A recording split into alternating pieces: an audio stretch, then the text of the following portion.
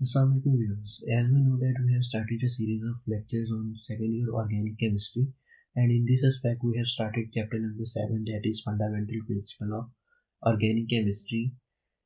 In this video we discuss the topic named as sources of organic compound and cracking of petroleum.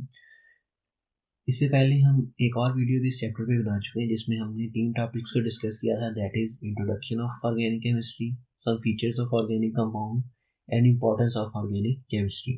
और ये जो 3 topic हैं इनको हमने पिछली वीडियो के अंदर डिटेल के अंदर डिस्कस किया था, तो अब हम नेक्स्ट जो है वो इससे फर्दर मूव करेंगे और इस वीडियो में हम डिस्कस करेंगे sources of organic compound and cracking of petroleum नामी 2 टॉपिक्स को। तो सबसे पहले स्टार्ट करते हैं आज की वीडियो को और इसमें देखते हैं sources of organic compounds. Numerous organic compound can be formed from the fossil fuel. Fossil fuel की 3 main types हैं जिसमें coal हो गया, petroleum हो गया and natural gas. These 3 main types of fossil fuel contains several number of organic compounds in it. और fossil fuel किस तरह से बनती हैं हम सभी जानते हैं कि fossil fuels are created over a significant period of time as a result of plant and animal degradation. Plant और एनिमल की ईयर्स ऑफ डिग्रेडेशन के बाद जो है हमारे पास फॉसल फ्यूल्स बनते हैं। फॉसल फ्यूल्स जो है उनमें 3 मेन टाइप होती हैं, कोल हो गया, पेट्रोलियम हो गया और नेचुरल गैस हो गई। ये जो 3 मेन टाइप है हमारे पास फॉसल फ्यूल की, इन्हीं 3 मेन टाइप्स के अंदर lot of number of organic compound जो है वो प्रेजेंट होते हैं।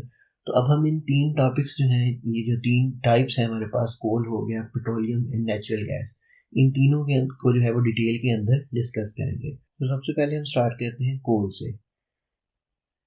It is thought that fossilized remains of the trees and the dead plants that are burned under the earth crust approximately 500 million years ago gave rise to coal in nature. अब हुआ क्या है कि different जो है हमारे पास trees थे और ट्रीज की जो बाकियात थी जब वो बर्न हो गई inside the earth crust about 500 million years ago, तो वो आहिस्ता आहिस्ता जो है वो कोल के अंदर कन्वर्ट हो गई। तो अब हम इसकी अगर बात करें तो जो लकड़ी हमारे पास दफन हुई थी जमीन के अंदर, वो सबसे पहले बैक्टीरियल और केमिकल रिएक्शंस की वजह से कन्वर्ट हुई पीट के अंदर। पीट के बाद जो है वो वहाँ पे डिफरेंट जो है हाई टेम्परेचर और हाई प्रेशर की वजह से वो आहिस्ता आहिस्ता जो है वो कोल के अंदर कन्वर्ट होगी। जब जो कोल है हमारे पास एक सॉलिड सिग्निफिकेंट फ्यूल है, जब इसको हम कार्बोनाइज या डिस्ट्रॉय करते हैं by fractional distillation. Fractional distillation हम सभी को पता है कि fractional distillation is separating different components of a same mixture by heating at their boiling point. Boiling point के difference की वजह से जब several components of a same mixture को separate करते हैं, that is named as a fractional distillation. तो fractional distillation जब कोल की हम करते हैं, कोल की fractional distillation को जब हम 500 से लेके 1000 डिग्री तक उसको बर्न करने के बाद उसको कन्वर्ट करते हैं, उसकी fractional distillation करते हैं, तो उसके नतीजे में हमारे पास कोक, कोल तार और कोल गैस नामी 3 जो है वो मेन फ्रैक्शंस यहाँ पे जनरेट होती हैं। और जब हम इनको सेपरेट करते हैं, सेपरेट करने के बाद they also contain several number of organic compounds in them. कुछ जो है कोल तार जो है that contains a lot of number of aromatic compounds, और दूसरी जो 2 टाइप्स हैं that also contain a large number of organic compound in them. तो ये है वो सारा प्रोसेस जिसके जो हमने पिछली स्लाइड में बयान किया है कि किस तरह से वुड जो है वो कोल के अंदर कन्वर्ट हुई है। सबसे पहले जो है हमारे पास वुड प्लांट्स या डेड ट्रीज जो है जब वो बर्न हुए अर्थ क्रस्ट के अंदर, तो अर्थ क्रस्ट के अंदर बैक्टीरियल और केमिकल रिएक्शंस की वजह से वो कन्वर्ट हुए पीट के अंदर, और पीट जो है वो high temperature and high pressure की वजह से लिग्नाइट और फिर बिटुमिनस कॉइल और एंथ्रासाइट में फर्दर कन्वर्ट हो गई। ये जो तीनों टाइप्स हैं, ये जो 3 चीज़ें हैं, लिग्नाइट हो गया, बिटुमिनस कोल हो गया और एंथ्रासाइट जो है, that is the 3 different type of coals actually. अब बात करते हैं कोल के रिसोर्सेज कितने हैं हमारे पास एज अ पाकिस्तानी। पाकिस्तान के पास जो कोल के टोटल रिसोर्स हैं दैट इज 184 बिलियन टन। तो इसके जो मेन यूजेज हैं that are to bake bricks in the kiln. ये ज़्यादातर भट्टों में ईंट बनाने के लिए इस्तेमाल इसका यूज़ होता है। मोस्टली 80% ऑफ कोल जो है वो इसी काम में इस्तेमाल होती है, लेकिन अब जाके जो है वो इसमें इसकी वजह से इससे पावर जनरेशन का काम भी शुरू हो चुका है।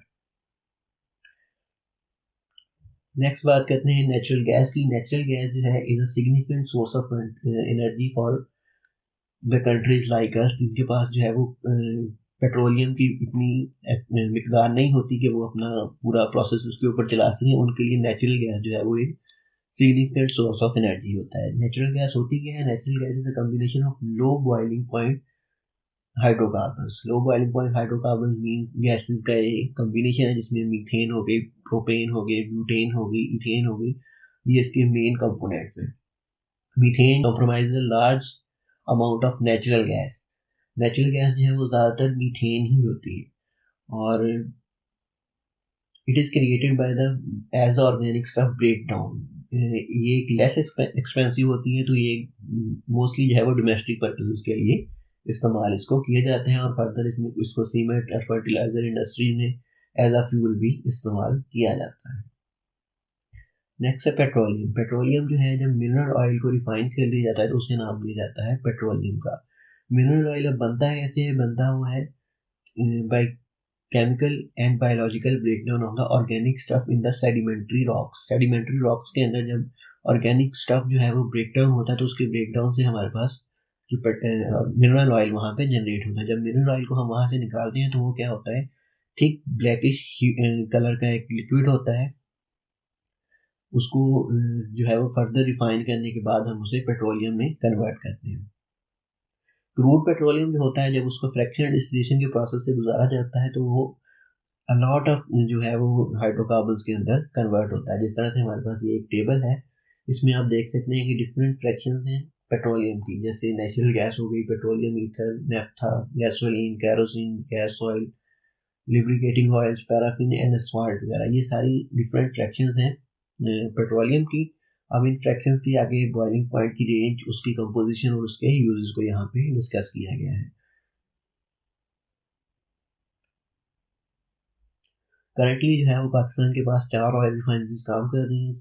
एक ऑयल रिफाइनरी जो है उसको अटक ऑयल रिफाइनरी का नाम दिया गया है, that is located near Rawalpindi, और इसकी जो कैपेसिटी है दैट इज 1.25 मिलियन टन्स। और इस तरह से 2 और ऑयल रिफाइनरी हैं जो कि कराची में लोकेटेड हैं, और उनकी जो कैपेसिटी है दैट इज 2.13 मिलियन टन्स। और एक और ऑयल रिफाइनरी है that is named as Pak Arab oil refinery, it is located near Multan. अब यहाँ तक हमने natural resources of organic compounds को यहाँ पे डिस्कस किया है, जिसमें हमने सबसे पहले देखा कि ये फॉसिल फ्यूल से जनरेट होते हैं। फॉसिल फ्यूल की 3 मेन टाइप है। पहली टाइप है कोल, पेट्रोलियम एंड नेचुरल गैस। ये जो 3 मेन टाइप है, इन तीनों मेन टाइप्स को हमने डीपली डिस्कस किया है इस वीडियो के अंदर कि हमने जो कोल क्या है, कोल के आगे किस तरह से हम ऑर्गेनिक कंपाउंड्स लेते हैं, इस तरह पेट्रोलियम, नेचुरल गैस, सारी चीज़ों को हमने यहाँ पे डिस्कस किया है। सो नेक्स्ट जो हमारा टॉपिक है that is cracking of petroleum. What is cracking of petroleum? Cracking of petroleum is transformation of higher hydrocarbon into the lower hydrocarbon. Higher hydrocarbon से लोअर हाइड्रोकार्बन में जो कन्वर्ट करने का प्रोसेस है that is known as cracking of petroleum. अब इसको करते कैसे हैं? इसको हम 3 डिफरेंट वेज हैं जो हम फर्दर इसी वीडियो में डिस्कस करेंगे किस तरह से इसको किया जाता है। लेकिन अभी सवाल है कि हम हायर हाइड्रोकार्बन को लोअर हाइड्रोकार्बन में कन्वर्ट क्यों करते हैं। फॉर एग्जांपल हमारे पास पेट्रोल की अगर बात करें तो पेट्रोल या गैसोलीन जो है इट इज, इसकी जो डिमांड है दैट इज वेरी हाई, और इसी तरह से अगर हम हायर हाइड्रोकार्बन्स की बात करें तो उनकी डिमांड इतनी हाई नहीं है। तो जो गैसोलीन है ये हमारे पास सिर्फ और सिर्फ जो है 20% जो है जब हम पेट्रोलियम की करते हैं फ्रैक्शनल डिस्टिलेशन तो उसके नतीजे में हमारे पास सिर्फ और सिर्फ 20% जो है वो गैसोलीन वहाँ पे जनरेट होता है टोटल यूज का। लेकिन हमें जो है बाकी का 80% पूरा करने के लिए हम क्या करते हैं कि हायर हाइड्रोकार्बन जिनकी डिमांड ज़्यादा नहीं है उनको हम ब्रेक डाउन करते हैं बाय सेवरल प्रोसेसेस। वो सेवरल प्रोसेस कौन से हैं, किस तरह से करते हैं वो भी हम देखेंगे, लेकिन उनको ब्रेक डाउन करके हम कन्वर्ट करते हैं अ रेंज ऑफ लोअर हाइड्रोकार्बन जो इनका बॉइलिंग पॉइंट लो होता है तो उनमें कन्वर्ट करते हैं, और ये प्रोसेस जो है that is named as cracking of petroleum. For example हमारे पास एक हायर हाइड्रोकार्बन है C16H34, जब वो ब्रेक डाउन होता है तो वो किस तरह से कौन कौन से चीज़ें जो है वो जनरेट करता है।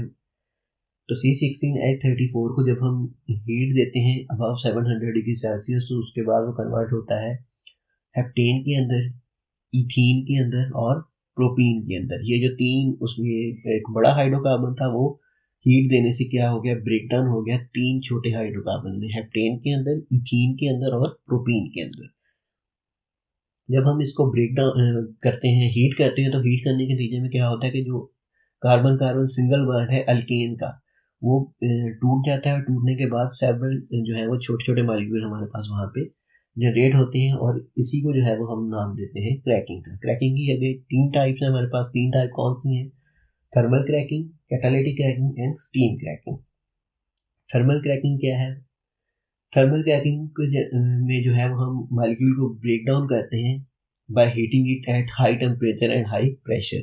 जब हम किसी भी मॉलिक्यूल को हाई टेम्परेचर या हाई प्रेशर के ऊपर हीट करते हैं, तो हाई प्रेशर के ऊपर हीट करने के बाद वो कन्वर्ट हो जाता है सेवरल स्मॉल मॉलिक्यूल्स के अंदर। लेकिन ये जो प्रोसेस है, it is only efficient for the production of unsaturated hydrocarbon. For example propene हो गया, इथीन हो गया, इस तरह के जो अनसैचुरेटेड हाइड्रोकार्बन हैं, उनकी जनरेशन में ये मोस्टली यूज होता है, and it is named as thermal cracking, क्योंकि इसमें टेम्परेचर जो है वो बहुत ज़्यादा दिया जाता है। नेक्स्ट है हमारे पास कैटालिटिक क्रैकिंग। कैटालिटिक क्रैकिंग में अगर हम देखें, तो इसमें हम क्या करते हैं कि सुइटेबल कैटलिस्ट हम उसमें ऐड करते हैं। ऐड करने के बाद उसका जो टेम्परेचर रिक्वायर्ड होता है फॉर, जो कि थर्मल क्रैकिंग में बहुत ज़्यादा टेम्परेचर रिक्वायर्ड था, लेकिन उसी के अंदर अगर हम कोई कैटलिस्ट ऐड कर देंगे, तो कैटलिस्ट ऐड करने से क्या है कि वो टेम्परेचर जो है वो बहुत कम हो जाता है, और जो कंपाउंड है वो जल्दी ब्रेक डाउन हो जाता है डिफरेंट स्मॉलर हाइड्रोकार्बन के अंदर। तो इसमें हम क्या करते हैं कि mixture of silica and alumina को जो है वो यूज करते हैं as a catalyst. SiO2 plus Al2O3 जो है that is use as a catalyst. जब हम उसको एज अ कैटालिस्ट यूज करते हैं, तो कैटालिस्ट यूज करने के बाद वो 500 डिग्री सेल्सियस पे ही ब्रेक डाउन हो जाता है स्मॉलर अल्केन्स के फ्रैक्शंस के ऑफ हाइड्रोकार्बन के अंदर। तो प्रेशर जो है वो इसमें 2 atm चाहिए होता है, that is very less as compare to the thermal cracking. और ये जो कैटालिटिक क्रैकिंग है, it yields gasoline with high octane number. Next अब बात करते हैं स्टीम क्रैकिंग। स्टीम क्रैकिंग में हम क्या करते हैं कि हाइड्रोकार्बन जो है उनको वेपर फेज में ला के मिक्स कर देते हैं स्टीम के अंदर। स्टीम के साथ, और स्टीम के साथ मिक्स करने के बाद हम उसको 900 डिग्री सेल्सियस तक उसको ब्रीफली हीट करते हैं, और उसके बाद क्विकली कूल करते हैं। तो कूल करने के बाद हमारे पास वो जो है वो कन्वर्ट हो जाते हैं लोअर हाइड्रोकार्बन के अंदर। तो ये मेथड जो है that is very efficient for the to get less unsaturated hydrocarbon. So by cracking, एक तो हम अपनी जो शॉर्टेज होती है गैसोलीन की या दूसरे स्मॉलर हाइड्रोकार्बन्स की, उसको पूरा कर सकते हैं, और दूसरे जो हमारे पास जो है ये एक different number of by product, useful by product वहाँ पे बनती हैं, जिसको हम दूसरी इंडस्ट्री में इस्तेमाल कर सकते हैं। फॉर एग्जांपल मेडिसिन में हो गई, प्लास्टिक हो गया, सिंथेटिक फाइबर, फर्टिलाइजर, और डिफरेंट जो वीड किलर्स टाइप पेस्टिसाइड्स जो हैं, इनके अंदर हम उसको इस्तेमाल कर सकते हैं। आज की इस वीडियो में हमने 2 टॉपिक्स जो है वो ऑर्गेनिक केमिस्ट्री के डिस्कस किए हैं, जिसमें सबसे पहला टॉपिक है सोर्सेज ऑफ ऑर्गेनिक कंपाउंड्स, और दूसरा टॉपिक था cracking of petroleum. Sources of organic compound में हमने natural sources of organic compound को डिस्कस किया, जिसमें हमने कोल, नेचुरल गैस, पेट्रोलियम को इन डिटेल डिस्कस किया। और नेक्स्ट जो है क्रैकिंग में हमने डिस्कस किया कि व्हाट इज क्रैकिंग, किस तरह से होती है, इसकी ज़रूरत क्यों पेश आई, इसकी कौन कौन सी टाइप्स हैं, फिर उन तीनों टाइप्स का जो है वो हमने डिटेल में यहाँ पे डिस्कस किया।